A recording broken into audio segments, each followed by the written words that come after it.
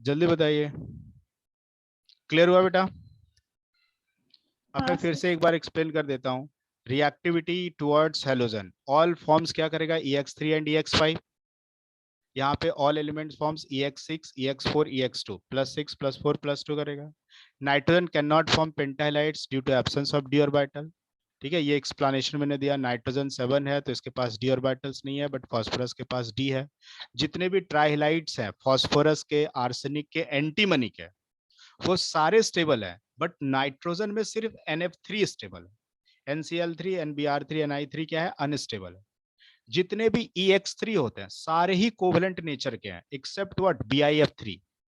ठीक है, और EX5 और EX3 लेंगे तो EX5 क्या होगा, it is more covalent in nature as compare to EX, है ना, 3। व्हाई?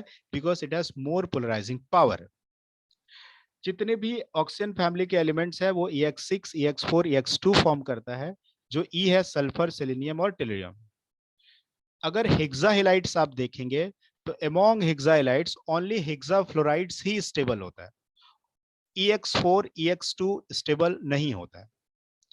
ऑल फॉर्म्स ECl2 और EBr2 जितने भी है सारे ECl2 EBr2 बनाते हैं एक्सेप्ट ऑक्सीजन। ऑक्सीजन आपने देखा होगा OF2 बनाता है, OCl2 OBr2 कभी नहीं बनाता। वो सब मोनोहेलाइड्स है, वो कैसे ऑल्सो फॉर्म्ड होते हैं, लेकिन क्या होता है, डायमेरिक नेचर का होता है। तो S2F2 मतलब डायमेरिक नेचर कहने का मतलब इसको ऐसे लिख सकते हो आप, SF2। समझ रहे हो पॉइंट? क्लियर हुआ बेटा? तो अभी अगर आप देखोगे अभी तक के लेक्चर में मैंने आपको क्या क्या पढ़ा दिया, physical properties of nitrogen and oxygen family और chemical properties of nitrogen and oxygen families. ठीक है बेटा, अब क्या बचा कि अब हम जो है कुछ कंपाउंड्स है, इंपॉर्टेंट कंपाउंड्स नाइट्रोजन फैमिली का वो पढ़ते हैं और ऑक्सीजन फैमिली का वो पढ़ते हैं। ठीक है बेटा, लेकिन बेटा देखो एक्चुअली क्या है कि जैसे अभी नाइट्रोजन जो फैमिली है वो बोर्ड के सिलेबस में तो नहीं है। बोर्ड के सिलेबस में कौन कौन सा ग्रुप है, ग्रुप 16 है, ग्रुप 17 है, ग्रुप 18 है। तो हम ट्राई करते हैं नाइट्रोजन एंड ऑक्सीजन फैमिली, तो मैंने फिजिकल और केमिकल प्रॉपर्टीज पढ़ा दिया है, तो मैं पढ़ाता नाइट्रोजन फैमिली से ही। लेकिन अभी क्या है, मैं पढ़ा रहा हूँ आपको 16 17 और 18 पढ़ाता हूँ। ठीक है, क्योंकि आपके ये बोर्ड के एग्जाम में आएगा, किसी का अगर कॉलेज में टेस्ट होगा ना तो हो जाएगा। तो मैं पहले 18 पढ़ाता हूँ, ठीक है, फिर मैं आपको 16 पढ़ाता हूँ और फिर 17 पढ़ाता हूँ। ठीक है, इससे फायदा क्या होगा आपको कि जो 18 है वो तो कंप्लीट आज ही के लेक्चर में हो जाएगा। 16 हम अगर इस वीक में देखता हूं मैं, अगर लेक्चर रखा तो 16 स्टार्ट करेंगे तो फिजिकल और केमिकल प्रॉपर्टीज तो खत्म हो गया है, तो in 2 lectures we can complete 16 also. 17 2 lectures लगेंगे तो खत्म हो जाएंगे, तो एक 15 बचेगा, तो हम साइड से पढ़ लेंगे तो 15 16 17 18 सब हो जाए। लेकिन आपको नाइट्रोजन फैमिली के फिजिकल प्रॉपर्टीज में या नाइट्रोजन ऑक्सीजन फैमिली के केमिकल प्रॉपर्टीज में कोई डाउट आया क्या आपको अभी तक, समझ पाया अच्छे से? Yes sir. है ना? तो मैं आपको अभी जो है ना ग्रुप 18 पढ़ाता हूँ। ठीक है, ग्रुप 18 इसलिए पढ़ा रहा हूँ क्योंकि मुझे CVR सर ने बोला है कि उसमें जो है बच्चों के एग्जाम में वो वाला टॉपिक आने वाला है, इसलिए मैं पढ़ा रहा हूँ, नहीं तो मैं पूरा नाइट्रोजन फैमिली से पूरा पढ़ाता सीक्वेंस में।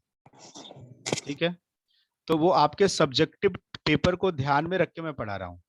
समझ गया पॉइंट? तो आपको कोई यस डाउट सर। तो नहीं होगा ना? सर एक फिजिक डाउट है। हाँ बोलिए। सर बोलिए बोलिए।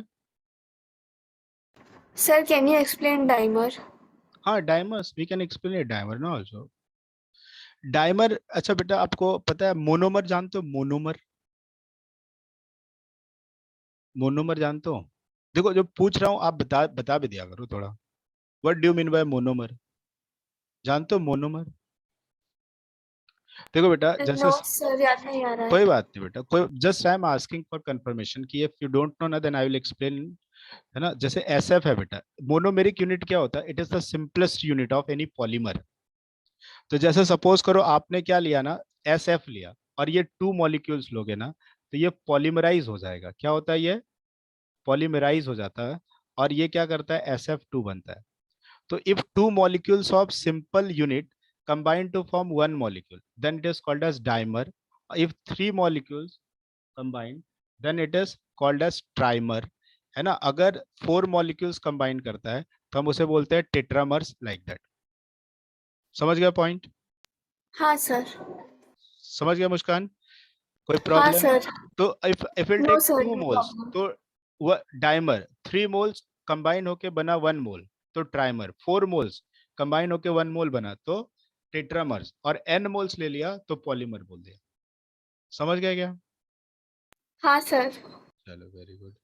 अभी हम क्या करते हैं बेटा, तो मैं क्या करता हूँ 18 आपको पढ़ाता हूँ, ग्रुप 18। ग्रुप 18 एक्चुअली बहुत इजी है, तो जल्दी से हो जाएगा, और फिर ग्रुप 16 पढ़ा। तो ग्रुप 16 बहुत बड़ा नहीं है, तो हम आराम से इजी इजी में कर सकते हैं। तो लेकिन आपको बहुत सारा क्वेश्चन आप सॉल्व कर लोगे फिजिकल प्रॉपर्टीज वाला आप। ठीक है बेटा? तो मैं ग्रुप 18 पढ़ाता हूँ, ग्रुप 18। ठीक है? अच्छा, ग्रुप 18 में कौन कौन से एलिमेंट्स होते हैं पता है? कौन कौन से एलिमेंट्स होते हैं बता सकते हो? ग्रुप 18 में कौन कौन से होते हैं बताओ? Helium, neon, argon, xenon। Krypton, xenon और रेडॉन। यही होता है ना बेटा? यही होता है ना, helium, neon, argon, krypton, xenon, radon. तो देखो इसके भी हम क्या पढ़ते हैं प्रॉपर्टीज। तो सबसे इंपॉर्टेंट है क्या? Occurrence.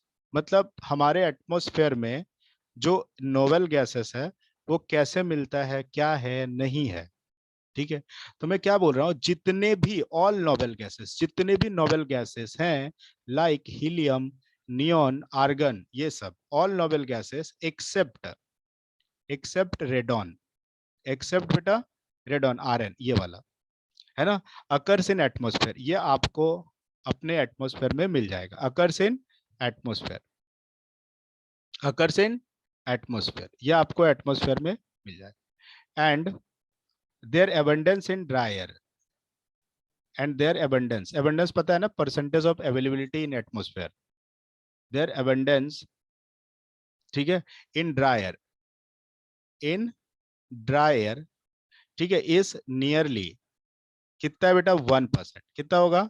Nearly 1% by volume, 1% by volume. कितना होगा? 1% by volume, of which argon, जिसमें आर्गन जो है वो मेजर कॉन्स्टिट्यूएंट है। Argon is the major constituent, is the major constituent.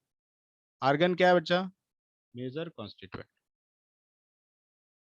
Clear हो गया? तो जितने भी नोबेल गैसेस होते हैं वो आपको एटमॉस्फेयर में मिल जाएंगे एक्सेप्ट रेडॉन, और उसका एबंडेंस, जो परसेंटेज अवेलेबिलिटी है हमारे एटमॉस्फेयर में 1% है ड्राई एयर का, और उसमें से आर्गन जो मिलेगा वो सबसे ज्यादा क्वांटिटी में आपको मिलेगा। ठीक है? क्लियर हो गया? तो आपके अब हमारा नेक्स्ट क्वेश्चन क्या होगा बेटा, कि जो रेडॉन है ये तो मिलता है, तो कैसे बनता होगा ये, है ना? क्वेश्चन आएगा ना मन में बेटा, कि रेडॉन है तो कैसे बनते होंगे रेडॉन।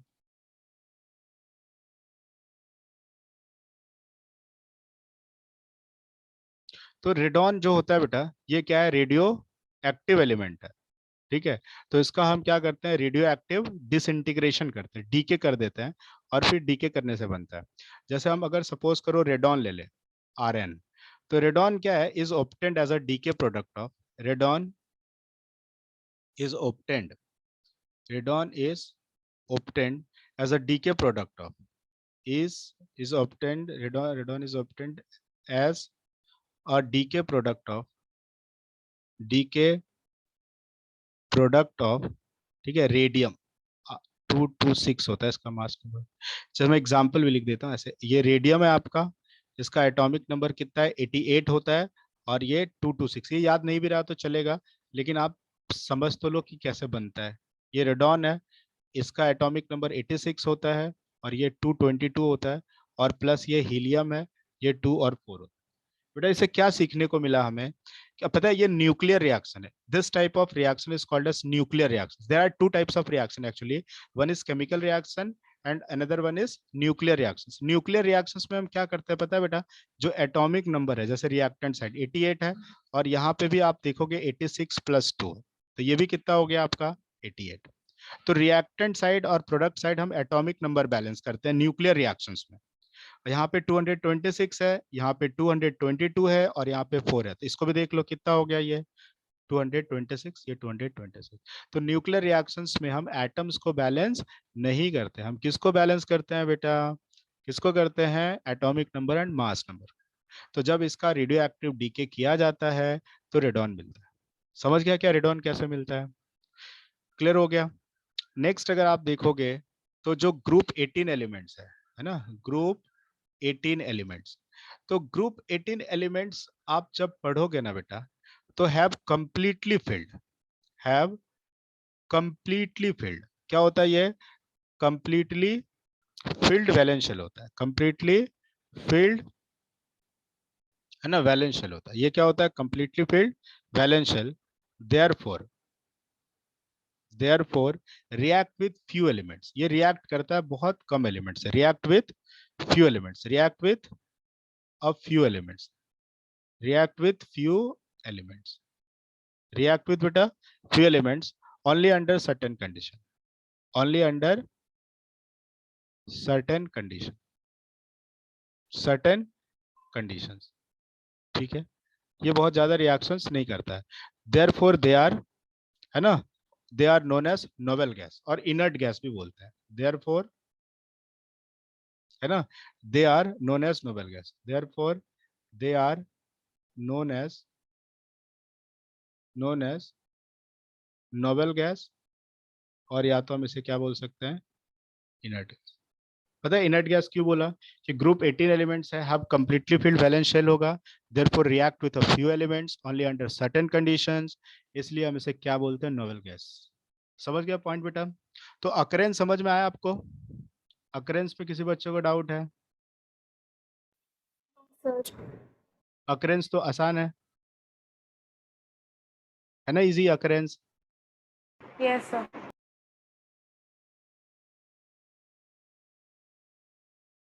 इसके बाद जो हम पढ़ते हैं बेटा सेकंड, सेकंड पढ़ोगे आप इलेक्ट्रॉनिक कॉन्फ़िगरेशन। क्या पढ़ेंगे हम लोग? Electronic configuration, electronic configuration.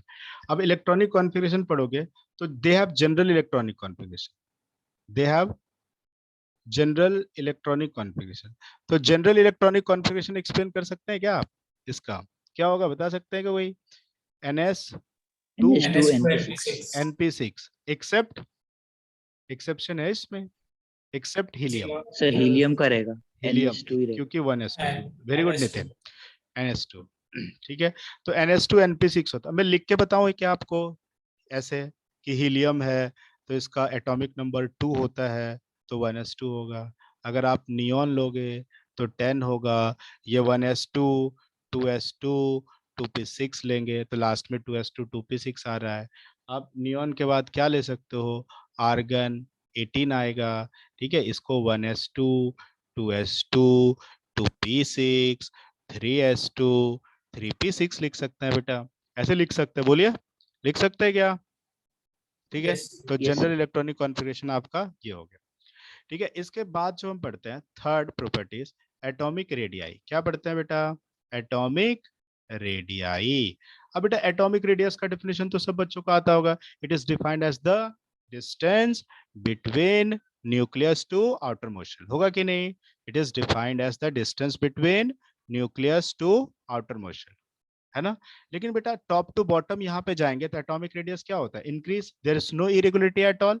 तो अगर आपको अगर बोलना हो तो टॉप टू बॉटम, और आप बोल सकते हो सिंपल कि डाउन द ग्रुप, तो down the group atomic radius, atomic radius क्या होगा बच्चा? इंक्रीजेस। अगर आपको लिखना हो helium, neon, argon, krypton, xenon, है ना, और ऐसे रेडॉन भी लिखना हो तो हम क्या कर सकते हैं? ऐसा ऑर्डर लिख सकते हैं, क्योंकि टॉप टू बॉटम जाने से क्या होता है?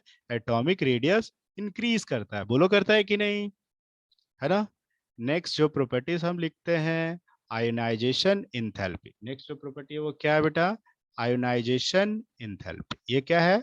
आयोनाइजेशन इंथैल्पी, और आयोनाइजेशन एनर्जी भी हम इसे बोल सकते हैं। व्हाट इज आयोनाइजेशन एनर्जी बेटा? The minimum amount of energy required to remove an electron from an isolated gases atoms और आयंस। अब बेटा पता है ना कि जो नोबल गैसेस हैं वो complete field electronic configuration show करता है। अगर complete field electronic configuration show करेगा बेटा, तो क्या उससे इलेक्ट्रॉन आसानी से निकल जाएगा? इजिली इलेक्ट्रॉन्स निकल पाएगा? नहीं निकल पाएगा। अगर आसानी से इलेक्ट्रॉन्स नहीं निकलता है बेटा, फिर भी आप इलेक्ट्रॉन निकालना चाह रहे हो, तो क्या लगेगा बताओ? ज्यादा एनर्जी लगेगा क्या? ज्यादा लगेगा। है ना? तो कैन वी से बेटा कि due to stable electronic configuration, due to stable electronic configuration, ठीक है, electronic configuration, due to stable electronic configuration, they have very high ionization energy. They have very high ionization energy. बोलो, बोल सकते हैं कि नहीं? है ना? और Yes, बेटा टॉप टू बॉटम तो पता है ना, आयनाइजेशन एनर्जी अगर लिखोगे तो याद है ना बच्चा, ionisation energy inversely proportional to size होता है। साइज इंक्रीज करने से आयनाइजेशन एनर्जी डिक्रीज करता है। तो अगर हमें ट्रेंड्स लिखना हो बेटा, तो helium, neon, argon, krypton, xenon और रेडॉन ऐसा लिख सकते हैं। बोलो, लिख सकते हैं कि नहीं? लिख सकते हैं? yes, very good. ठीक है बेटा। इसके बाद अगर आप पढ़ोगे नेक्स्ट, तो अनदर प्रॉपर्टीज आता है फिफ्थ। जो फिफ्थ प्रॉपर्टी है बेटा, वो क्या है हमारा? इलेक्ट्रॉनिक, है ना, sorry, electron gain enthalpy. Next जो है वो क्या है बेटा? Electron gain enthalpy. अच्छा बेटा, ये तो कंप्लीट फील्ड है, वैलेंशियल होता है, तो क्या उसमें इलेक्ट्रॉन्स ऐड कर पाएंगे हम लोग? क्या इलेक्ट्रॉन ऐड होना चाहेगा? no, sir. नहीं होना चाहेगा। और अगर फिर भी ऐड करना चाहते हो तो क्या होगा? अनस्टेबल बन जाएगा ना? नहीं होगा ना? तो एक तो होगा नहीं, but you are going to add, तो आपको क्या करना पड़ेगा? बहुत फोर्सफुली ऐड करना पड़ेगा ना? क्या करना पड़ेगा? बहुत फोर्सफुली ऐड करना पड़ेगा कि नहीं, बताओ? Yes, अगर बहुत फोर्सफुली ऐड करना पड़ा तो एनर्जी ज्यादा लगेगा क्या? ज्यादा लगेगा। लगेगा ना? आप सोच के देख लो, आसानी से नहीं हो रहा, फोर्सफुली करना पड़ेगा, तो एनर्जी ज्यादा लगेगा कि नहीं? तो मैं कह सकता हूं क्या, due to stable electronic configuration, due to stable electronic configuration, ठीक है, due to stable electronic configuration, they have, ठीक है, very high ionization, they have very high ionization, sorry, they have very, और दे हैव नो टेंडेंसी ना बेटा, they have no tendency, they have no tendency, ठीक है, they have no tendency to accept the electron. They have no tendency to accept the electron. Accept the electron. They have no tendency to accept the electron, and therefore, ठीक है, have large positive value. Therefore, and therefore have, क्या हो जाएगा बेटा? Therefore have large, है ना, positive value. Large positive value of electron gain enthalpy, है ना? Therefore they have large, therefore have large positive value of electron gain enthalpy. Point समझ में आया? ये क्लियर हुआ? क्लियर हो गया बेटा? Yes, ठीक है। फिर इसके बाद जैसे हम पढ़ते हैं तो इसके कुछ फिजिकल प्रॉपर्टीज पढ़ लेते हैं, है ना? तो ये जैसे 4 5 हो गया, ये 6 नाम दे दो इसका, ठीक है, फिजिकल, है ना, प्रॉपर्टीज कुछ। तो फिजिकल प्रॉपर्टीज में क्या मतलब, इसका कुछ मेल्टिंग पॉइंट, बॉइलिंग पॉइंट, ऐसा थोड़ा देख लेते हैं। तो all noble gases are monoatomic. पता है, एक तो सबसे पहले ये याद है, ऑल नोबल गैसेस आर, क्या होता है बेटा? Mono atomic. होता है क्या? होता है, बताओ। अच्छा बेटा, अगर मोनो एटॉमिक है, मोनो एटॉमिक बताओ, समझते हो ना? Mono Yes, atomic, sir. ठीक है, हीलियम He के फॉर्म में रहता है। अच्छा बेटा, कभी कभी ऐसे क्वेश्चन भी पूछ सकता है, इसका CP/CV वैल्यू थर्मोडायनेमिक्स में पढ़ा है, मोनो एटॉमिक ऐसा, तो CP/CV वैल्यू कितना होगा? बताओ। या स्टेट्स ऑफ मैटर में पढ़ा होगा थोड़ा बहुत। तो CP/CV वैल्यू जो होता है इसका क्या होता है 5/3, क्या होता है 5/3, 1.665। तो कभी कभी ऐसे क्वेश्चन पूछ ले कि नोबेल गैसेस का CP/CV वैल्यू कितना होता है बताओ, तो बता पाओगे क्या? Yes, Yes. sir. ठीक है, फिर सेकंड होता है दे आर वेरी लो। अच्छा, इसका melting point and boiling point क्या होगा, हाई या लो, बता सकते हो? गैस है, मोनोएटॉमिक है, वीक सर फोर्स जैसे होगा। जैसे मोलर मास बढ़ेगा वैसे बढ़ेगा मतलब boiling in point. General can we say they have very low melting point and boiling point, Yes, sir. sir. Yes. low melting point and boiling point, because they have only, because they have only, ठीक है, weak dispersion forces, weak dispersion forces as interatomic interaction, as interatomic interaction, कह सकते हैं, बोलिए, कह सकते हैं। Yes. Yes. और मैं ये भी कह सकता हूँ क्या, helium has the lowest boiling point, जो हीलियम है बेटा, हीलियम, हीलियम जो है has the lowest boiling point, helium has the lowest boiling point, lowest boiling point, helium has the lowest boiling point, that is 4.2 Kelvin होता है, ठीक है, of any known substances, जितने भी known substances है वो सबसे क्या होता है, lowest boiling point होता है। तो कभी कभी क्वेश्चन ये पूछा जा सकता है, any known substance, ठीक है बेटा। अब हम और एक ले लेते हैं, solubility, नेक्स्ट क्या ले लेते हैं बेटा इसका, solubility of gas। अच्छा बेटा, solubility किस पे डिपेंड करेगा, सॉल्युबिलिटी किस पे डिपेंड करेगा, जैसे हीलियम है, नियॉन है, आर्गन है, क्रिप्टन है, जेनॉन है, रेडॉन, मास पे डिपेंड करेगा, क्या मास ज्यादा रहेगा तो डिसॉल्व हो जाएगा। आपने पढ़ा होगा हेनरीज लॉ में solubility is directly proportional to mole fraction also, है ना। तो यहाँ पे Yes. डायरेक्टली प्रोपोर्शनल टू क्या होता है, मास। तो टॉप टू बॉटम जाओगे, टॉप टू बॉटम, तो मास क्या करता है बताओ, Increase करे. मास इंक्रीज, और मास इंक्रीज करेगा तो सॉल्युबिलिटी भी क्या करेगा बेटा, इंक्रीज Increase. करेगा। तो अगर मैं दे दूं आपको हीलियम, और मैं दे दूं नियॉन, और मैं दे दूं आर्गन, और मैं दे दूं क्रिप्टन, और मैं दे दूं जेनॉन, और मैं दे देता हूं इतना ही, तो अगर कोई पूछ ले तो बता पाओगे क्या, सॉल्युबिलिटी, है ना, बोलो। Yes. ठीक है, तो ये क्लियर हो गया कि सॉल्युबिलिटी गैस का, electron gain enthalpy, ionization enthalpy, ये सारे पॉइंट्स क्लियर हो रहे हैं आपके, ठीक है। तो ये Yes. फिजिकल प्रॉपर्टीज में कुछ ऐसा हमने पढ़ा। नेक्स्ट अगर आप देखेंगे तो इसके कुछ क्या होंगे बेटा, केमिकल प्रॉपर्टीज होंगे, क्या होंगे, केमिकल प्रॉपर्टीज। अब जो हम केमिकल प्रॉपर्टीज पढ़ते हैं, तो केमिकल प्रॉपर्टीज इसका कुछ ज्यादा होगा क्या, बता सकते हैं, क्योंकि ये तो सब बहुत से रिएक्शन ही नहीं करेगा, करेगा क्या, करेगा जीरोन क्या? होगा बस। है ना, बस जेनॉन के साथ करता है थोड़ा, बट जेनॉन के साथ क्यों करता है पता है आपको, कैसे पता चला कि जेनॉन के साथ करेगा? तो इन जनरल ऐसे हम पढ़ते हैं, इन जनरल, तो इन जनरल आपसे क्वेश्चन पूछा जा सकता है कि why noble gases are least reactive, question क्या पूछा जा सकता है बेटा, explain why noble gases are least reactive. तो इन जनरल जो नोबेल गैसेस होते हैं, in general noble gases are least reactive, ये क्या होते हैं बेटा, लिस्ट रिएक्टिव होते हैं।